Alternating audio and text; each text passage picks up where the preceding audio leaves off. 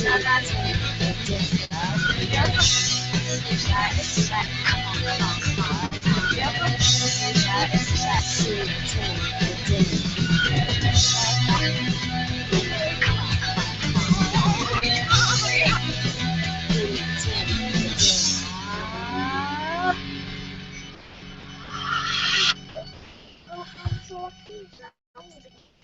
a loud song. Good evening. Welcome to Not the Show. This is Joe. This is Mondo. This is also Joe. Hi, Jojo. Hi, Jojo.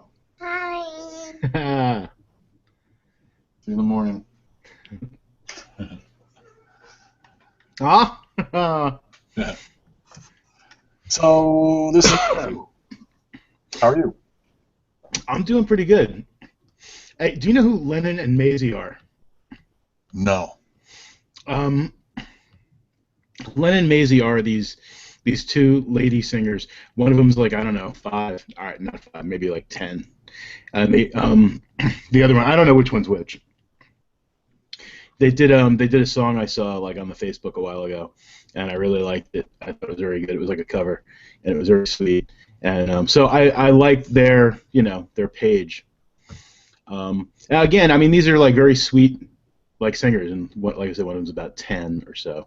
The other one, I don't know, maybe she's 20. But anyway, while you were playing that, while we were listening to L7, I was on the Facebook like telling people that we're going live and like they could join us and etc. And the post right below mine was Lennon and Maisie, and the video like plays automatically unless you tell it not to. Yes. The sound won't come on, but the video plays.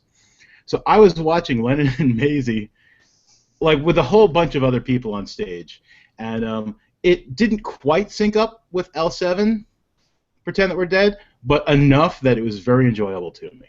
Oh, that's cool. I watched Lennon and Maisie sing Pretend That We're Dead. Huh. So I just wanted to share that. That was amusing to me. Cool.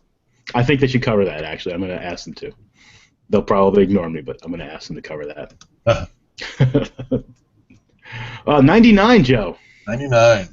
99. And we had a change of plans. We were supposed to do the winter movie game wrap up with the same people that played the game with us this season. Right. But scheduling conflicts made that not possible. So we're still going to do the game wrap up. Yeah.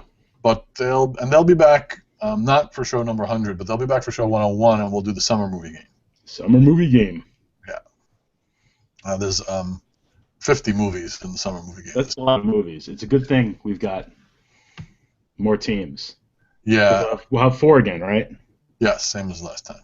So that's like 25 movies apiece. If we all get 25 movies, we can spend $4 a movie. I mean, of course, it won't work like that, but I mean, I'm just saying we could. Yeah. Well, 12 movies apiece. Oh yeah, 12 movies apiece. Yeah. And I think we're gonna have to cut. We're gonna miss out a couple weeks because we can't do the show. We can't do that show for until middle of March. Right. So we're missing. So we're gonna lose Fast and Furious and Paul Blart Mall Cop and a couple other smaller movies. Well, Fast and the Furious. That's gonna hurt a little. Yeah, that's gonna be. That's gonna make some money, mm-hmm. But it's gonna be balanced out by the fact that you know what? Regardless of like how stupid Paul Blart Mall Cop 2 is going to be, I mean, I'm sure it's gonna make some money. People like Kevin James. People like stupid comedies. I'm projecting my issues with Paul Blart Mall Cop onto the world, and I shouldn't do that. It's not cool. I can understand it. Because it probably will make money. I'm sure it will. I think the first one did well. JoJo keeps seeing the commercial, and he keeps saying he wants to see it. There you go. Probably too young, but he says he wants to see it. Maybe I'll let him see the first one. You know what I want to know now? I don't know if I had thought about it, I immediately cast it from my mind. Now, all right, now we're doing like, our movie game. We do it by box office, like what it makes, domestic and international, etc. Yeah. How do they know what it makes? Now, is it like, do they have a specific ticket price? Like do they average it out and just like the number of people who see it, they multiply that by, the number of tickets sold by a certain price, or do they actually take into account things like matinee shows, children tickets? I think the theaters report ticket sales and their prices to the studios. Okay. Otherwise, Because they get they get their estimates like pretty quick. they do. The estimates come in by Monday after Friday openings, but then they correct. But Tuesday or Wednesday they correct it for actual. Right. Okay. So children tickets and when the movie shows up at like the $1 theater or the $2 theater now, fucking inflation. Go see a movie $2.50 for a fucking movie. The fuck is that shit? So I mean that they're only gonna report $2.50 for that my one ticket if I go to the cheap theater. Yeah, I think so. I keep meaning to go to the cheap theater. I keep not doing it. Because cheap theater anymore. We have one. My mother went and saw Exodus: Gods and Kings there, which was one of our movies. Yes, it was. Mom helped somebody. You did. You helped. $2.50. Yeah, you helped the BFs. So let's talk about the movie game then. Yeah, let's talk about the movie game. So looking at the list, looks like you were the winner. What? Yeah. Hang on, I'm pulling it up. 1.773 $1,773,000,000. That's like Daddy Warbucks money. Yes, it is. Zing. So yeah, so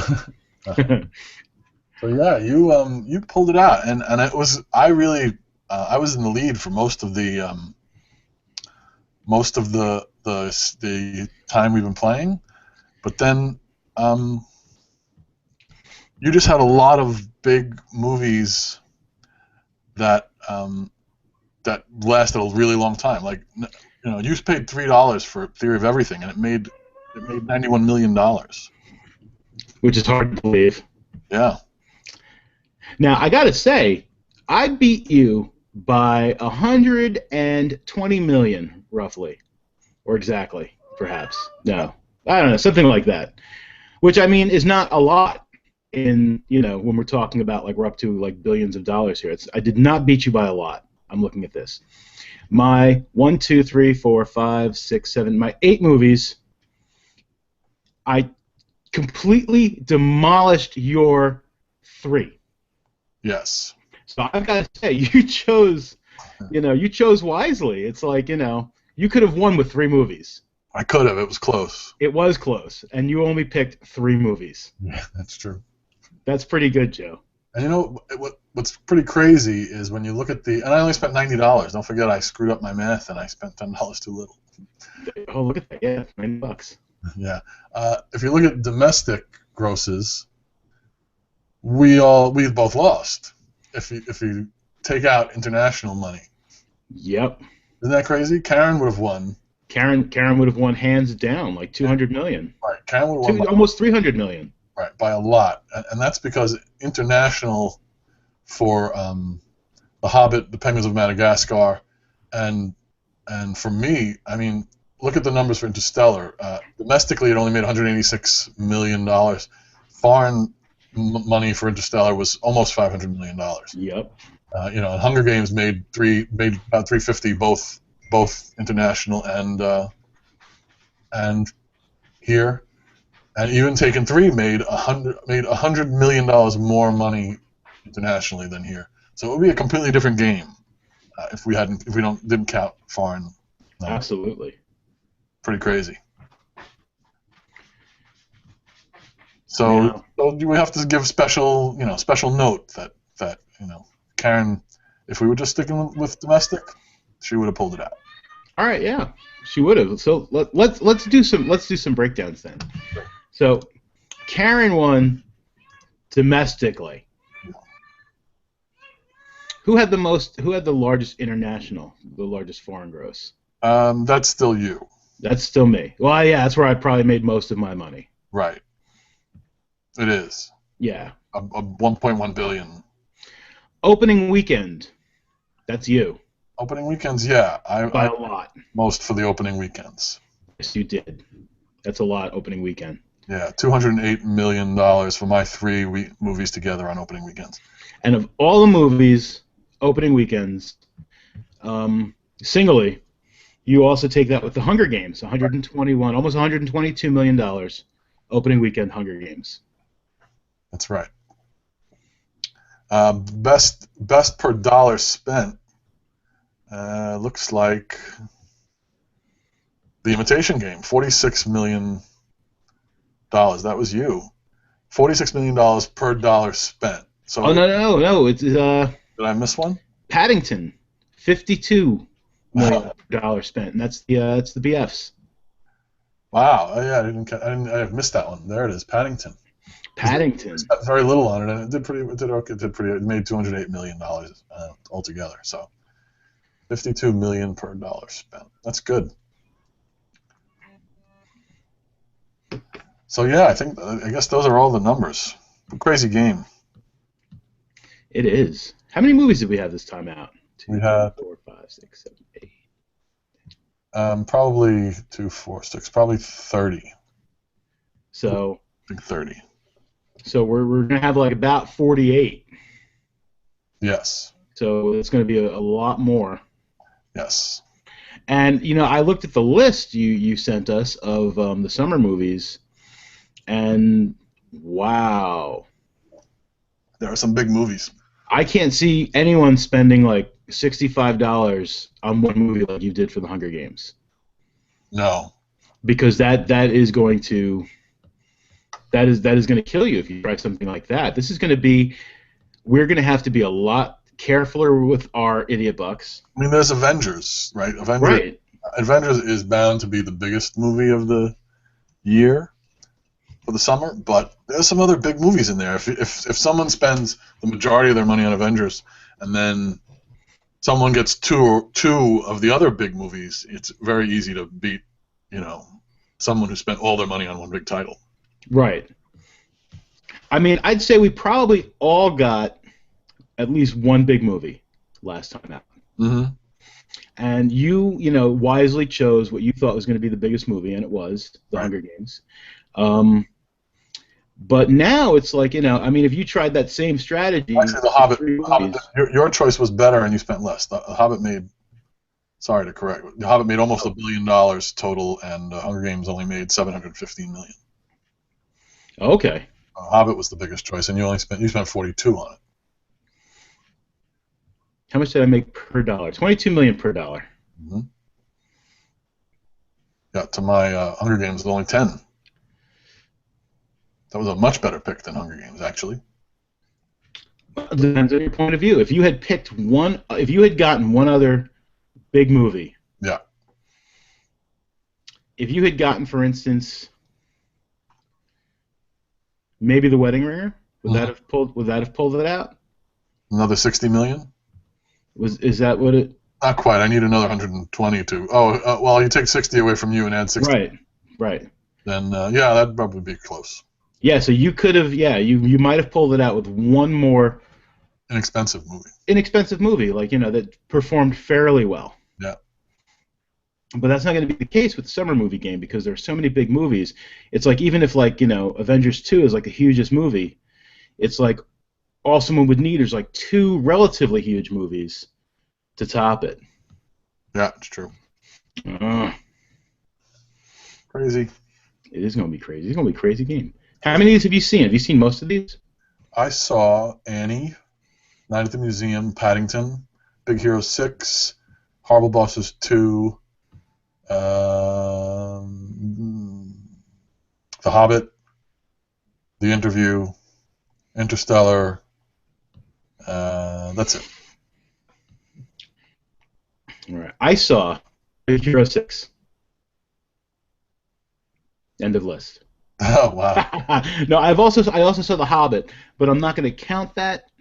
Well, I mean it counts, but I mean I paid nothing to see The Hobbit because it fell off a truck. Right. Well, I had the same Annie, Horrible Bosses 2.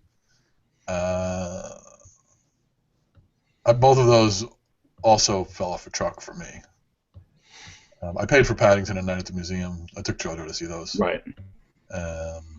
Big Hero 6 I've seen more than once, so you got to count that more than once, I suppose. Yeah, Big Hero 6 I saw once in the theater, and then that fell off the truck. Mm-hmm. You know, the best time to get movies that fall off a truck is Oscar season. Yes, it is. They're all screener copies. Yeah, I got such a great copy of Big Hero 6 and The Hobbit, it's not even funny. Yeah. You know, while they were still in the theaters, because, you know, it's Oscar season. Yep, absolutely. There are Academy voters who live in my area. Oh, yeah? Yes. At the post office, you know, coming in on Oscar season, like when they start sending those things out, Mm-hmm. I have actually, like, had my hands on, you know, Oscar screeners. And they're kind of obvious. Yeah. And, you know, we you know, put them with the mail, and, like, you know, so someone's getting the DVD of, like, you know, The Hobbit, or I didn't see anything that cool, but you know, like other movies that were up for Oscar consideration, you know, I was like, holy shit, I'm like, this is an Oscar screener copy. It's a good thing I'm an honest person, because I could become very popular on the internet if I took it home with me. Uh-huh. So that was the movie game. It was fun. It was fun. Congratulations. Thank you. You. Did we ever decide if there was a prize? I know we discussed the possibility of a prize. I don't think we actually chose a prize. Were we going to make like a new shirt? We didn't pick a prize. We weren't sure what we were going to do. We were going to wait and see. I'll just take kudos. I'm cool with kudos. I get kudos. All right. Woo! Kudos for me. I'm a winner. I don't think this is my first win, but I don't think so either. I know I generally don't. I usually don't think I'm going to do very well. And I guess I kind of do all right, but it's like, you know, because you know, you're much better at this than I am, because you know, like, you know, you don't care like how good the movie may or may not be. Right. You know, you're just like, you're thinking about how much money the movie's going to make, which is the point of the game. And while I do take that into consideration, you know, a lot of times I'm just like, you know, I'm not going to put my money on that movie. It's like, even though I know everyone in the world is going to see it, like, for instance, Paul Blart Mall Cop. Yeah. It's like I already am just like saying, I can't even believe it's on there. And it's like I have to admit that it's going to make money, but it's like there's almost no way I would buy it unless, like, you know, unless I thought I could get a good deal for it. Like, for instance, Dumb and Dumber 2. You know, at first I had no interest in bidding on Dumb and Dumber 2. Right. Until I realized, like, finally, like, during the bidding, I was like, you know, because we talk about them as we're bidding, and I was like, you know, they're right. People are going to go see this movie. I hate people. No. I'll bid $13. Yeah, that's kind of the way it goes, right? Yeah, and The Imitation Game, which actually did very well, it's like I really thought that movie was going to make no money, but, you know, I'm all about Turing. You know, I think Alan Turing's awesome, and so I was like, yeah, I'm taking that one. Yeah, I didn't see it. I heard it was very good, and it made a surprisingly big amount of money. Well, I think it's the Cumberbatch effect. Yes. People like Benedict Cumberbatch. I think you're right. I like him. Me too. He was Smog. I also saw him as Smog. Yes, and he was Khan this year too. Yes. It was last summer. And you know what? Since you know, Star Trek just came up, I have a Star Trek story. Ooh. Yeah, I was going to play a song and do news after the song, but since we're talking about Benedict Cumberbatch and Star Trek, let's talk about Star Trek 3. They're having trouble writing it, so they gave the script to be written and rewritten by Simon Pegg. Awesome. Yeah, I agree. I think that's going to be awesome. It's already going to be a good movie. Yeah. So he's saying that it's going to be more humorous, it looks like is what he's saying here. It's going to be more focused on spirit of adventure and exploration, which I think makes sense since they were starting on their 5-year TV show mission from the original series. Right. I keep looking at my beard. I can't see it when you talk. This needs to be trimmed right here. It bugs me. I'm uneven. Anyway, so, yeah, so he's taking over script writing, and it should be um, awesome. I'm hoping. It will be. Simon Pegg is cool. Now I've heard rumors that Idris Elba um, is supposed to be the villain. I heard he may have been cast as the villain. I don't know if that was confirmed or not, but I heard that. That's cool. I haven't seen that though. Yeah, he's a. I love him. I mean, before like Pacific Rim. I mean, really, most people just knew him as Heimdall from the Thor movies, which isn't like a really big role. Right. But and that's where I first knew him from. I was just like, I have no idea why they're even talking about this guy, you know. Aside from the fact that people were freaking out because he was a black guy, and they're like, he can't be a Norse guy, he's black. But I have since watched Luther. Have you watched Luther? No. Luther is that's the show that I guess made him pretty big. It's a BBC cop show, and it is awesome, and he is awesome in it. And then, of course, then he became the cool guy in the Pacific Rim, which says the cool thing about canceling the apocalypse. Yeah. You know, and since, you know, he's also been in a couple of other things, and he's, you know, he was Heimdall again, and he's going to be Heimdall again. And he was in that movie I did not get to see where he plays like a guy who breaks into someone's house and, like, I don't know, terrorizes them. I'm assuming he'll get killed by the end of the movie. I don't remember what it's called. It's not Let the Right One In. But that was a vampire movie. But it was something, you know, like Don't Let Me In, or I could be far off.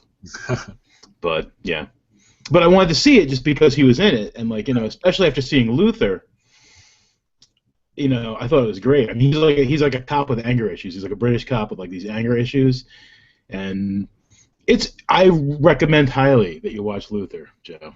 Maybe I'll check it out. It's good. It's very good. Always looking for shows to fill once the seasons are all ending. So right. I'm always looking for filling shows for the summer. Like I started watching iZombie. How is that? It's cute. It's it's WB, but I mean so is Arrow and Flash. So right. It's good. I like it. It's a little funny. It's a little gory. You know, she's a zombie that takes a job at the medical examiner's office so she could eat brains as much as she wants. There you go. Killing people. And zombies in this world have kind of they have visions from the brains or not from the brains. They're not very clear on that. But so she befriends a cop and she starts helping him solve crimes by telling him that she's psychic, not a zombie, obviously. Right. He's using her to help him solve crimes while she's trying to figure out how to she's trying to keep a normal life as a zombie. Okay. A little bit of a different twist on a zombie movie. So it's like she eats the brain, and then she gets like the essence of the person. She gets like some memories and stuff. Oh, no, she gets like flashes, like they did that in that more recent zombie movie, where the zombies got better in the end. Do you remember that one? Oh, the romantic one. Yes. Yes. Right, that's why he like initially was attracted to that girl, because he ate her boyfriend's brains. That's right. Yeah, I don't remember what that movie was called, but it was a cute movie. I did like it. I liked it too. I liked that one too. Of course, Rob Corddry was in it too, and I really like him. So he was actually, I mean, the romance stuff was cool. I liked the entire movie, but he was the highlight of the movie for me. He was fantastic. You're absolutely right. I'm also watching Battle Creek, which is a kind of a cop procedural, regular cop show. That's good. It's good though. I haven't even heard of that. Where the hell have I been? Yeah, I don't know if it's gonna last. I don't think it's a big show. And what else? Did you watch Justified? No. Justified is in its final season. I think I just heard about Justified like 6 months ago. I heard one of the podcasts I listened to. Someone listens to it. I've heard of it. Yeah, I mean, I heard it was good and stuff. 6 months ago, and I was just like, I'll have to check this new show out. And then like I see commercials, and it's like, the final season of Justified. I'm like, what do you mean the final season? How long has this fucking show been on? I'm under a rock when it comes to like regular television now. Yeah. You know what else I watched? Speaking of Netflix, I watched Unbreakable Kimmy Unbreakable Kimmy Schmidt. I love that show. I binge watched. I watched the whole 14 episodes in a row one night until really late. Yeah, me too. It was Unbreakable. Stay alive, damn it. The story on that one, for anyone who doesn't know, is it's about this woman who, with 3 of her friends, were kidnapped by a preacher and locked in a bomb shelter for 15 years. And it's about her life and her involvement with them a bit when she gets out of the bomb shelter and needs to, go about her life like a normal person again. Right, because she wants to be a normal person, because everyone just calls her a mole person. Right. She's one of the mole people. And it's produced and directed and written by Tina Fey, and it's a Netflix original. Tina Fey's in an episode or 2 at the end. Yes. It's very good. You know what I love about the show? It's like, I don't know what JoJo watches on TV. I'm guessing mostly cartoons. Yes. Because he's at that age and he's a boy. Mm-hmm. Not that I'm trying to be sexist or ageist, but I had a teenage daughter and a tween daughter around the time of the Hannah Montanas and some of these other shows that she still watches. She's 19. She still watches some of these Disney live crap shows. I hate them because it's not my demographic. I'm sure to someone like Angela or other younger kids, they're great. It's it's as good as Luther to them. One of the things I love about the Unbreakable Kimmy Schmidt is it is set up like one of these shows. It's set up like a tween Disney show. It's got the ridiculous characters, the ridiculous side characters, the ridiculous situations, but it is definitely for adults. This is like a Disney tween show specifically written for adults. Yeah. And I love that aspect of it. That's good. It was originally for NBC, and they passed on, and Netflix bought it from them.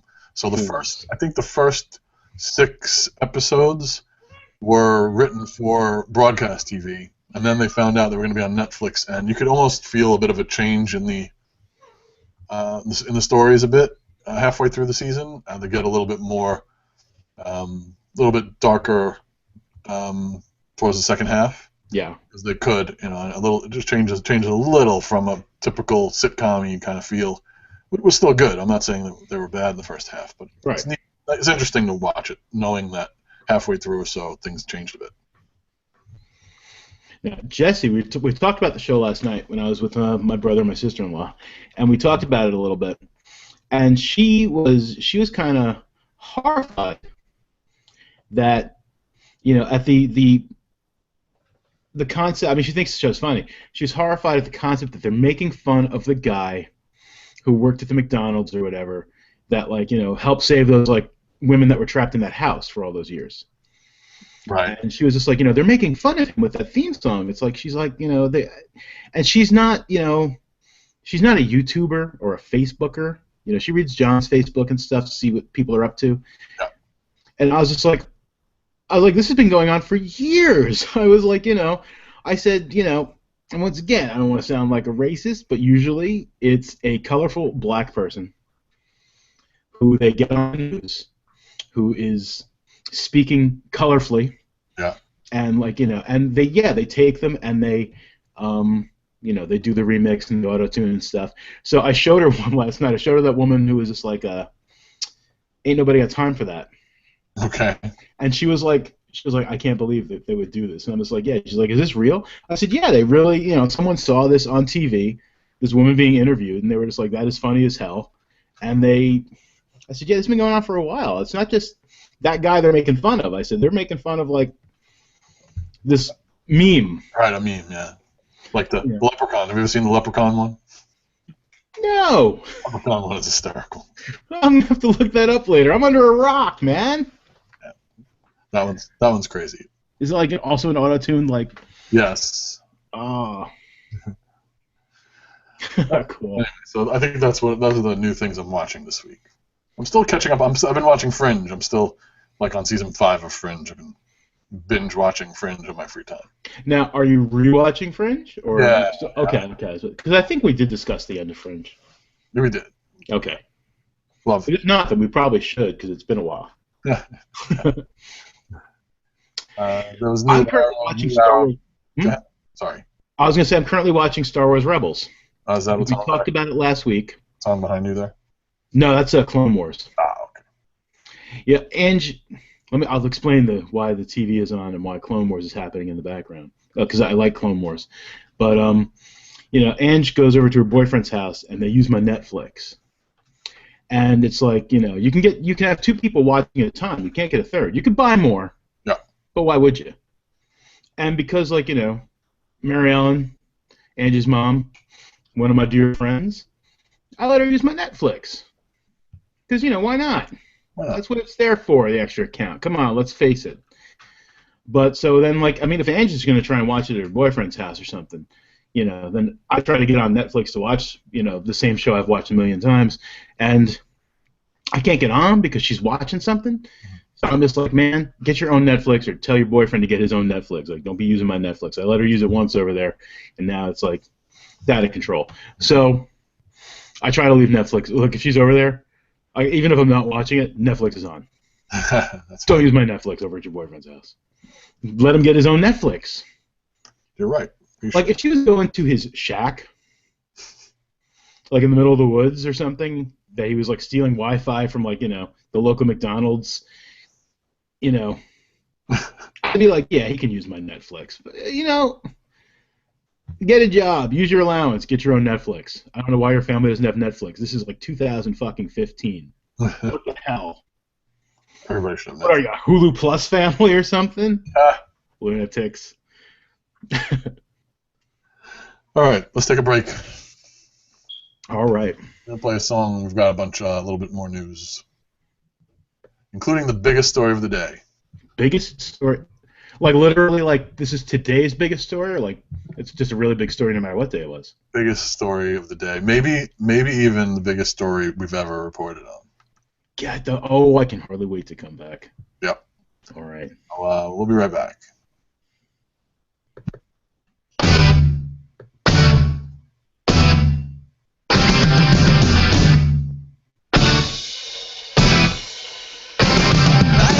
Said she's just another groupie slut.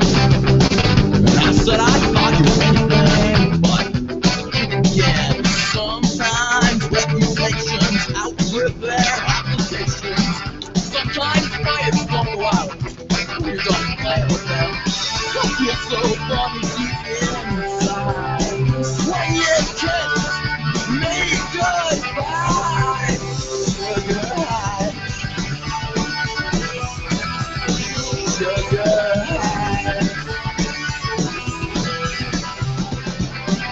We could go out, not even leave the house. A TV set, a bottle of wine, just fine. Making out on that old pull-out couch, watching Saturday Night Live. I guess that's why I feel so funny deep inside when I left between your thighs. Sugar high. Sugar high. All right.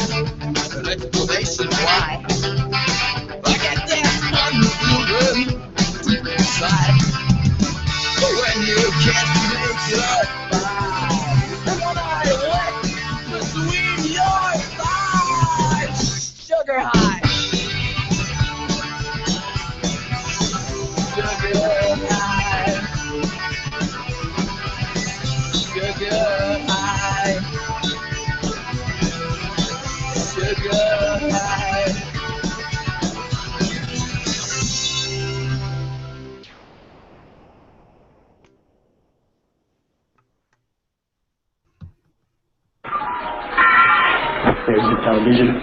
All right there. All right there. Look, listen, Neil, Fred. Commercials. Here is some money. Take him to the movies or something. We're back. I played both those drops because we're talking about TVs and movies together. Nice. That was Sugar High by the Coyote Shivers from the Empire Records soundtrack. Nice. I almost like it better. I almost like it better with what's her name singing in the middle of it. Yeah, that girl that got her face fixed. Yes. I don't like it. Me either. She looked so much cooler before. You can barely tell it's her. Yeah. Hell. She was adorable with her anteater face. She was. So, okay. We'll start with the story we teased. Ready for the biggest story of maybe the history of the 98 episodes? 99 episodes? I'm not sure. I might wet myself. I should have gone to the bathroom or something. Let's do it. Here it is. Daring to upset the balance of nature, McDonald's will be serving breakfast all day long. Get the fuck out of here. Yep. That's crazy. Targeted rollout of all-day breakfast menus. Within a couple of months, testing will begin to assure profitability, and we will be able to get sausage egg McMuffins at midnight. Wow. I'm a big McDonald's breakfast person. See, I'm not a McDonald's person at all. However, since my ears started working as a small child, if they had breakfast at McDonald's at that time, I guess they probably did. I don't know. But, I mean, people have been bitching about that forever. They have. It's like a running joke, too.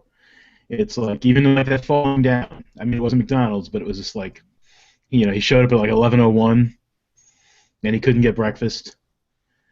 And that's like, people want that. I want it. I know you want it. You know, I might even want it, maybe. Maybe if I could get an Egg McMuffin at midnight, I would get an Egg McMuffin at midnight. In the morning, you know, I don't usually eat a good breakfast. That's my bad. That's on me. But I do like to have a breakfast sandwich in the middle of the night, especially if I've been drinking. Sure. And there are no diners. I did the quote fingers. There are no diners in North Carolina, or at least not in my area. And there's definitely no. Well, there's a couple. There's nothing 24-hour in my area. Wow. I mean, I could go to Waffle House, which is gross. Maybe it's not. I mean, it's definitely a greasy kind of place.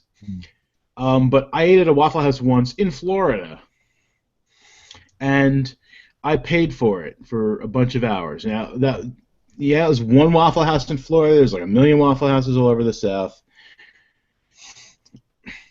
Maybe they're not all that bad. But anyway, point being is, like, you know, turn me off completely. So I'm not going to go to Waffle House if I've been out drinking. You know, I'm going to go home and wish I had an egg sandwich. So now I can go to McDonald's. Yep. And get an Egg McMuffin. I love that idea. And, you know, and they're 2 for $3. Right? Well, okay. This month it's sausage McMuffins with egg, which is my favorite. Right. 2 for $3 in the morning. Even on my crazy strict diet, I get 2 sausage McMuffins with egg every morning, 5 days a week. And I take the English muffins off of the top of the English muffin off both, and I only eat the bottom. I only eat the bottom English muffin because it's so inexpensive. And places by work to just buy eggs and sausage are terrible. It's, you know, they're terrible corner newsstands that have old meat and it's just gross. And it's delicious and easy and cheap, and so I get them every day. I should write a book about Joe's Atkins diet rules. You should. McDonald's breakfast every day. Lose 90. You know, speaking of McDonald's, you know what I had recently for the first time in my recorded memory? What's that? McRib. Oh. A couple months ago, I had a McRib for the first time ever. Maybe I had one before and didn't remember because maybe I was drunk or maybe I was not impressed. I don't know. Was it everything you remembered and hoped it would be? Well, I didn't really remember anything. I mean, I'm pretty sure it was my first. Oh, okay. I didn't hate it. I'm definitely not going to say I loved it because I'm not big on barbecue sauce. Like, as a condiment. Mm-hmm. You know, I like it brushed on chicken before it goes on the grill. You know, I'm not the kind of guy who pours barbecue sauce on my burger, or you know, in my opinion, barbecue sauce needs to go on food, and then the food gets grilled, and it gets blackened, you know, the barbecue sauce, and then I eat it. I'm not one of them. So the barbecue sauce is a little much for me, but at the same time, I thought it was pretty good. And I might not have eaten it had I not seen Grant Imahara previously from Mythbusters on some sort of McDonald's propaganda video where they showed how they make the McRibs. And you know, at first I thought it was like an independent thing, but apparently it's like McDonald's produced this video. They got Grant Imahara to do it, but I trust him. And they showed you the cuts of pork, you know, being turned into processed McRibs. Okay. And I mean, you know, the meat looked good before it became processed, and I understand why they need to process it, of course. Doesn't mean I have to like it, but I understand why. And Grant Imahara said it was pretty good, so because Grant Imahara said it was good, I tried it. And I mean, I liked it. I mean, when they come back again, I might personally take some. I mean, I ate the whole thing the way it was meant to be eaten, because that's what you got to do the first time you try something. You don't change it up. Next time I eat one, I might scrape off some of the barbecue sauce. Yeah, maybe that's good. I mean, But I really like the onion. I'm not a barbecue Touch. myself. All right, we have a bunch of news. Okay. Now that we're done talking about breakfast food, and I'm starving now, of course. Me too. I've got some fried chicken in the next room. Oh man, Yeah. I eat so little fried chicken now. I normally don't. I'm not a big fried chicken eater either. I mean, I love it, but I don't normally get it. But again, I was rushing back home to get to you to do the show. I didn't want to be late because there was no reason for it. But I needed to get half and half, and I don't have any dinner, and I didn't have anything to eat for dinner. And so I was like, I'll just grab something really quick when I grab my half and half at the Food Lion, which is one of our regional supermarkets here. And nothing looked good, and as I was leaving the deli section, they had like a thing of fried chicken, and I was just like, I'm getting that, whatever, fuck it. Oh, that's cool. I ate a drumstick while I was getting my coffee together. It's like at our grocery store, like the rotisserie chickens are usually like in a nice big rack there. Yep. And right next to the rotisserie chickens are the bags of fried chicken. Mm-hmm. And I always go and I want the fried chicken, but I'm not going to get it, and I buy the rotisserie chicken. We eat a lot of rotisserie chickens. I love rotisserie chicken. Yeah, I mean, they're delicious and much more healthy than fried chicken, but they put them next to each other, and I'm always tempted. Right. Here's a tip. If you ever need to make chicken soup, like real chicken soup, quick, use a rotisserie chicken. Oh, yeah? Yep, chicken broth. You throw in your vegetables, throw in some water into the chicken broth, and for your chicken, use a rotisserie chicken. You don't got to wait for the chicken to finish cooking, and you don't got to strain all the bones out. Nice. Yeah, that's my shortcut. Ange was sick previously this week, and I wanted to make her some chicken soup because it's good for you, especially if you're not feeling well and she had a fever and stuff. And I was like, I'm gonna make chicken soup. Who's got time? I got a job, man. Chicken soup is time consuming. There is. So yeah, rotisserie chicken. I made chicken soup sort of from scratch, like half an hour. Nice. I'm a hero. Certainly are. All right, enough about chicken. All right, so we have a couple of movie remake stuff, and we have some original movie news. We used to talk about movie remakes all the time. Yeah, there's a lot of them. There hasn't been too many recently, but I guess it's coming back. We'll start with books being made into movies. So actually, one of the books being made into movies is also about a remake. So we'll start with the only non-remake movie in the lineup, remake or sequel. Ready Player One, which is an excellent book. Did you ever read it? Did you read it? No. Oh, it's a fantastic book. And so I knew it was becoming a movie, and it looks like Steven Spielberg is going to direct, which is awesome for that movie. Is it like The Matrix? It is. It's about future society where a lot of virtual stuff, like kids go to school in virtual reality, and it's a very virtual reality based society. And there's this very famous video game designer who designed the the whole world, that the whole virtual world was designed by this guy, and he has this in-world like competition, and it's about a bunch of people trying to win the competition within this virtual world. And the fun thing about it is he is a huge fan of 80s video games and 80s movies and 80s music, all 80s pop culture in general. So all of the games and contests, they all involve 80s shit. So like Tron. Yeah, things like that. So it's a great book, but I'm hoping the movie is going to be fantastic. I'm gonna check that book out. You should, definitely. Ready Player One. Yep. I may have before we hang up later. Let me check and see if my copy is a copy I bought or if a copy I stole off a truck. Right. If it's a copy I stole off a truck, I can send it to you. Cool. Another thing about it that I'm interested to see what they do is because there's all these 80s references in music and movies and video games, I have to see how much of that stays intact because of copyright law and how much it must be very expensive for a movie studio to buy all that intellectual property to be in the movie. So I'm wondering how much of it's still there in the movie. Right. Or how much will be knockoff. Right. Mac Man. Yes, stuff like that.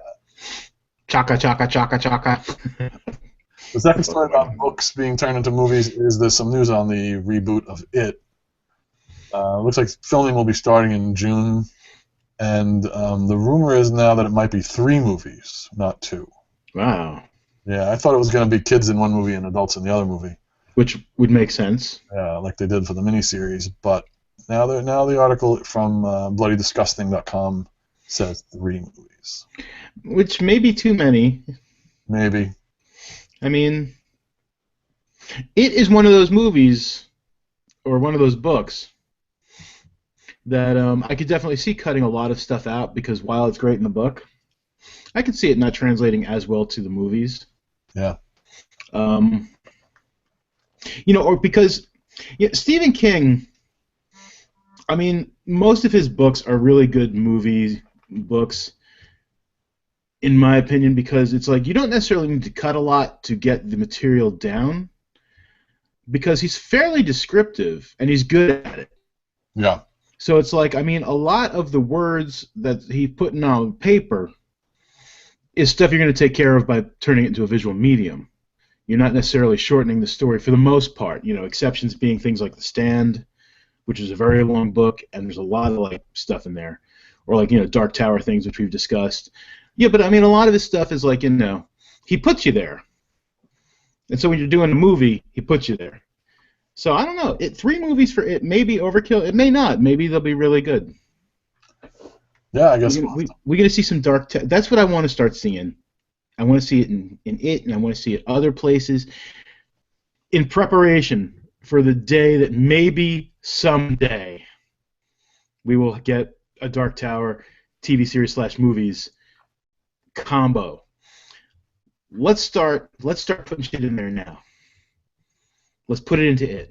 Any other movie that ties into Dark Tower, Stephen King world, let's put that shit in there, like Marvel style. Yeah, they definitely should. And this way, for instance, let's remake Salem's Lot again, just so that it'll tie in when we get around to Wolves of the Kala. Yeah. Yeah, I have to agree. I don't know if they'll ever get made. That whole deal with Ron Howard seems like it may have died in the water, but he still says once in a while on Twitter that it's possible still. Fucking Opie. Okay, now we're back to remakes and sequels. Sony Pictures wants to make Robotech, its big next sci-fi franchise. That's from The Verge. They said it's always been unique, and it's been forever since there's been any Robotech ever made. And they're not saying if it's going to be live action or a cartoon. But I loved Robotech back in the day. Me too. And I gotta say, you still have one of my favorite. You came up with one of my favorite lines in any role-playing game I've ever played during a game of Robotech. When you told someone you could smell them through their mecha. Still one of my top 10 lines ever role-playing. Yeah, that was fun. You're like, I get smell you through your Mecca. Once in a while, I get one. That was a great one. It happens. Next is Kevin Smith is bringing back Jason Lee and Jeremy London from Mallrats 2. I didn't even know he's making Mallrats 2. I knew he was going to make Clerks 3, and that was going to be the end of the Silent Bob and Jay movies. But looks like now Mallrats 2 will be first. I'm excited for Mallrats 2. Mallrats is one of my favorite Kevin Smith movies. I mean, they're all awesome. But I think Mallrats for me is like, while I can appreciate the awesomeness of most of the other ones, Mallrats I think had the most laughs per minute for me. It's like, that's the one that makes me laugh out loud like all the time instead of just being like, this is fucking awesome. I laugh and then say this is awesome. Yeah. Mallrats is awesome. Yeah, I thought so too. I'm looking. And it gave us Jason Lee. I mean, to the best of my knowledge, that was his first real movie after just being some sort of skateboarding guy. Yep. There'd be no Jason Lee without Mallrats 1. What was the TV show? My Name is Earl. Oh, I loved that show. Yeah, Earl was awesome. Fantastic show. There'd be no Shannon Doherty without Mallrats. Yeah. All right, that's stretching, I guess, but It is. But she also agreed she'll also be in the movie, and so will the guy who couldn't see the sailboat. All agreed to be in the new. Willem. Yeah. And Michael Rooker too. Yes. Brandy Svensson's dad, Mr. Svensson. He's a big guy now. He's Walking Dead Merle, and he's Yondu, and people like him. Yep. Yeah, he's coming back. Yeah, that's awesome. Jeremy London's coming back. That surprises me because, I mean, his career has really taken off since Mallrats, hasn't it? I think you're being sarcastic. Yes. Who the fuck is Jeremy London? I still wonder to this day. He's the dude from Mallrats. I loved him in Mallrats, but I think he had issues with the law, like jail and stuff. ooh. Yeah. That's a... Oh. Can we sidetrack for a minute about Kevin Smith? I don't think I mentioned this last week, and I wanted to. I saw Tusk. How was that? That was really good. Was it? No. And that's what made it really good. Tusk was like really weird, warped, disturbing, and fun. I mean, it wasn't as good as Red State. Okay. As far as, I mean, it's the same kind of feel to it, but whereas Red State is something that was very realistic, in a sense, while being kind of horror/goofy. Mm-hmm. Like, Tusk was just entirely ridiculous. And it was really spooky and kind of, not scary, but, horrific. And, I watched it with Ange, and she was just like, what the hell? But we were both mesmerized. And then I was like, this is like a Kevin Smith movie. And she was like, who? And I'm just like, Kevin Smith, like Clark It's like that guy. She's like, what? I was like, yes. Okay. You haven't seen it? No, I'll have to see it. Oh my God! Yeah, it's in the red boxes. Oh, okay. If you got a red box by you. I do. Yeah, it was in the red box, and yeah, I enjoyed it. All right, so that's your homework, is you got to see Tusk, and maybe we'll have a longer talk about Tusk coming up. Okay. Okay. They're going to remake Alien Nation. Speaking of a movie and TV series that probably never needed to be remade. But James Caan and Mandy Patinkin were in the original 1988 Alien Nation. And according to Hollywood Reporter, it's going to be a series. The first installment will focus on how and why the aliens come to Earth. I'm down with that, man. I was a big fan of the movie Alien Nation, and I was a pretty decent fan of the TV series Alien Nation. I love the concept. Yeah. It's like, aliens come to Earth. And it's like, I mean, in Alien Nation, it was like, were they refugees, or they were prisoners of some larger race, right? Right, and they kind of like, escaped. They got to Earth, and they they escaped near Earth, got to Earth, and we're just kind of like, hey, our life in space sucks. Can we kind of live here? Mm-hmm. And they get integrated into society, and of course, it tackles a lot of racial issues because, people were racist against the aliens. Yeah. And, most of them had, demeaning jobs and stuff. And Mandy Patinkin's character was, he was, one of the first, cops, aliens to make, detective. And James Caan was a horrible racist, but it's a good movie. It was a pretty good movie. Yeah, I so just like the concept. it's cool. We'll see what they do with it. I mean, the race idea is not quite as. I mean, I guess there's always that in society, less now than the '80s. So we'll see what they do with it. Well, you know, they also did have in the series. I'm not sure if they ever touched on it in the movie or not. It's been too long since I've seen it. But they have this like third sex. So it's like if you want to have a baby, it's like you got to get this like other person who's not technically male or female. Right. So it's like they could use that and they could like do the gay thing and address gay bashing through alienation. Probably not as poignant as racism, but you know, make the Republicans nuts. That's true. And it's like, you know, it's become a trope. I mean, I got to think that was like one of the original ones, but it's like, you know, District 9, refugee aliens. That's true. That cool sci-fi series that I don't watch often enough. With the video game. No. Defiant. Yes. Defiant, kind of the same thing. Come to Earth and, like, you know. Yeah. Try to get along with aliens as opposed to just, like, you know, welcome to Earth and shooting them out of the sky. Welcome to Earth. All right. Last story of the night. I'm going to play the video for you. It's probably the second biggest story of the night, in my opinion. So I'm going to play this video. If it plays. There we go. There we go.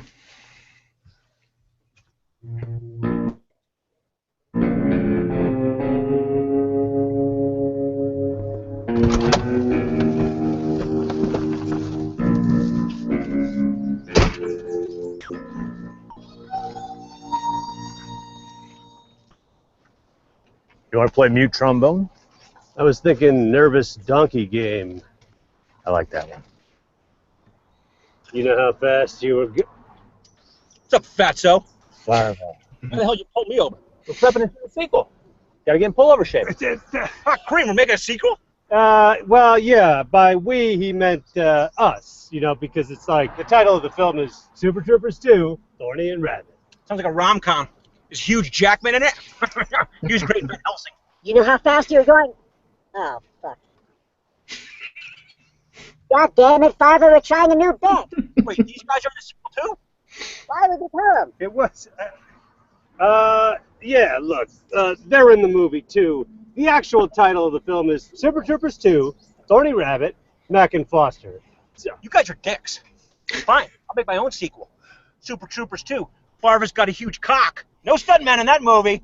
I'm gonna go make it right now. See you later. First, you got to make a contribution for running that stop sign. Contribution for what? We're doing an Indiegogo campaign to raise money for Super Troopers 2. Why would Joe 12-pack give you buttloads of money? Well, it turns out the only way we can make this movie is if we raise all the money ourselves. This way the fans get in on the action. If they contribute, they get great perks. T-shirts, copies of the movie, signed posters. Oh, yeah. Okay. I got a perk.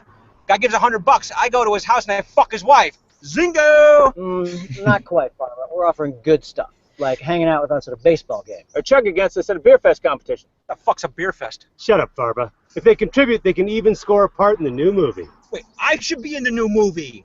What's a squeakquel without Rod Farva? I got all the best shit in the first movie. Powdered sugar, chicken fucker, shenanigans, classic. Maybe he's right. Maybe every movie does need that lovable asshole. That guy you love to hate. That enormous fucking buzzkill. Or all of the above. Okay, fine, Farva. You can be in the sequel. Hey. In fact, your script is actually in your trunk. Oh. I think you're going to really enjoy the love scenes we wrote for you. Love scenes? All right, now we're talking. Do I have to wear a rubber? Hell no, not you, buddy. Come on. Now, let me get this straight. The script is in my trunk? Yeah, right there. Now, why would it be in my trunk? We wanted to keep it nice and cool for you. Now, where would it be? Where would it be? Jesus! Let me out! Let me out! Okay, here's the deal. We're finally getting a chance to make Super Troopers 2.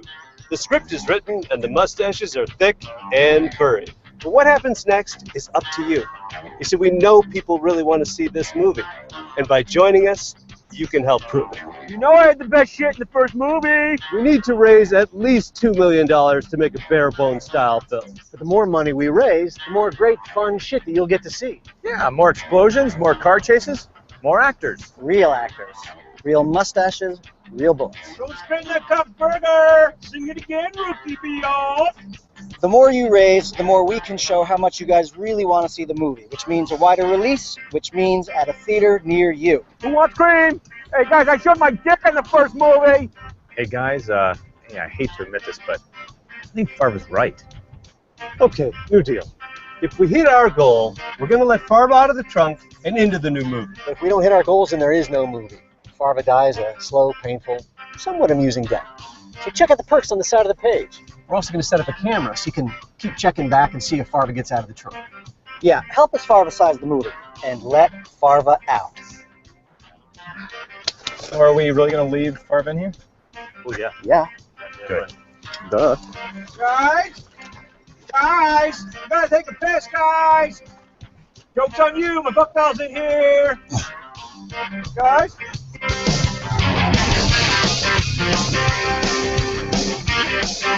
So that's going to be Super Troopers 2. This movie's going to be great. Of course it is. They've already raised $3,087,502 in 6 days. Yep, very, very impressive amount of money. I'm going to fund this movie. I'm just going to have to pick a good level to. I was tempted to go the $55 because you get a ticket to the movie from Fandango, you get a T-shirt, and you get a digital download version of the copy too. So that was because you can get like just the digital download for $30, or you can get a ticket to the movie and the digital download for $35. But then the T-shirt is what caught my eye. I was like, if I'm gonna pay, I should get the T-shirt level at least. Yeah. But $55 is a lot of money. I thought that. I haven't done it yet. I might do $75. Yeah. To get a badge and a pair of Highway Patrol aviators. That's cool. And then you still get the shirt, and you still get the movie ticket, you still get the mustache, you get everything before. Right. Yeah. If there was an advanced screening in my town, I would possibly even pay more. Yeah. Now, do I want to go $200 for a poster? No. Yeah. The advanced screening tours, the grand screening ones are $150. Now, for $500, though, I'll follow me on Twitter. That's true. Plus all that other stuff. Mm-hmm. And for $600, they'll shoot you a personalized video. Yep. For $750, you get to go to the red carpet premiere. We can go to the Chicago one. It's not sold out yet. It's pretty crazy that they sold out. And even the VIP experiences are sold out. That's amazing.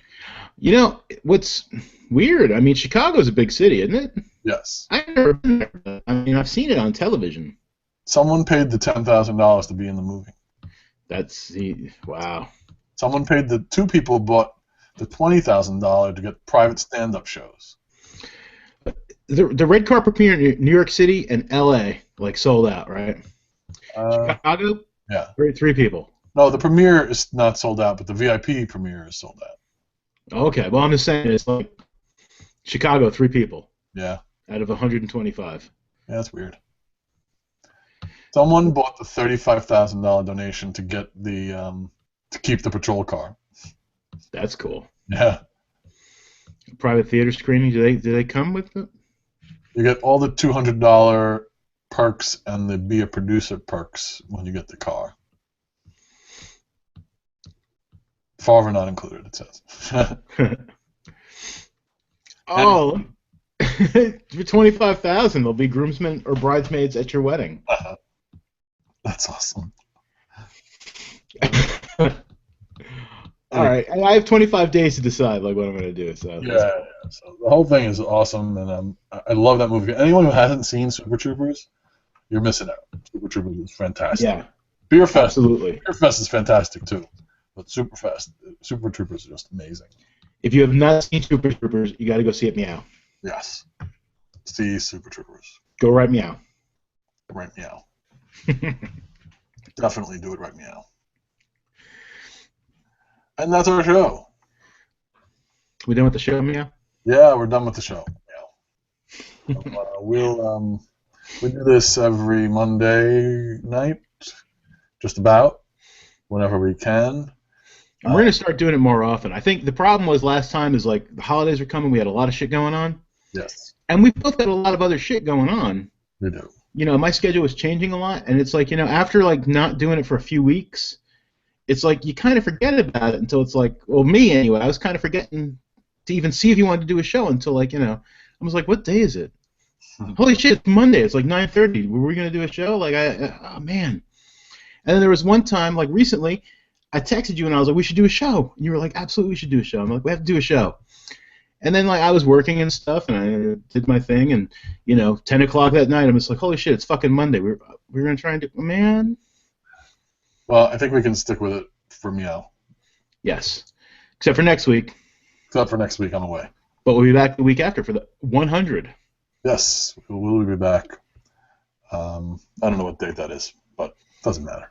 It's April something. Yeah, so check us out at nottheshow.com. Follow us on the Twitters at Ojoey and at Dharma Bob and at Not The Show. And check out all our old episodes at nottheshow.com. Yeah, check those things out. Watch the video, or you can just listen to the audio. We post it both ways. Yeah, because you can get that shit on the iTunes. Yep. You go to the podcast and you subscribe. Mm-hmm. And if you do, you know, you should leave us a review or something. I mean, we got people who listen to the show. You know, they might all be watching the video. I don't know what our iTunes numbers look like. But if you're listening to us on iTunes, like, give us a review, preferably a good one. Give us 5. Actually, even if you want to give us a shitty review, like, give us a shitty review, but give us 5 stars and then give us a shitty review. I like or that. vice versa. Give us no, not vice versa. Just give us the 5 stars and a shitty review. That's fine. Does your TV say someone else is watching Netflix now, so you can't watch it? No, it's asking me if I'm still watching Star Wars. Oh. Like, after 3 episodes, it kind of stops. Yeah, the autoplay doesn't keep going. Right, and it's like, are you still watching this, or did you fall asleep, bro? Mm-hmm. And, you know, I constantly am fumbling for my remote, and I was like, no, I'm still watching it. All right, so we're going to go, and we'll see you all in a couple weeks. Yes. Take care, buddy. You too, bud.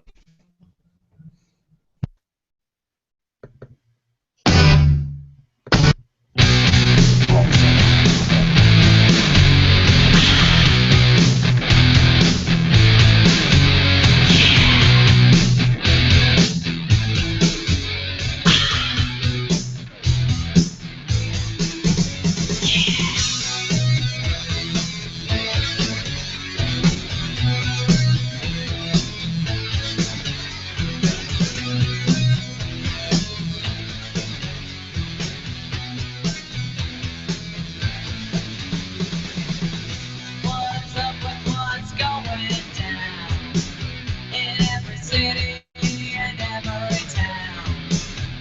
Rapid styles is the plan. It got us in the palm of everyday hands when we pretend that we're dead. When we pretend that we're dead, they can't hear a word we say. When we pretend that we're dead.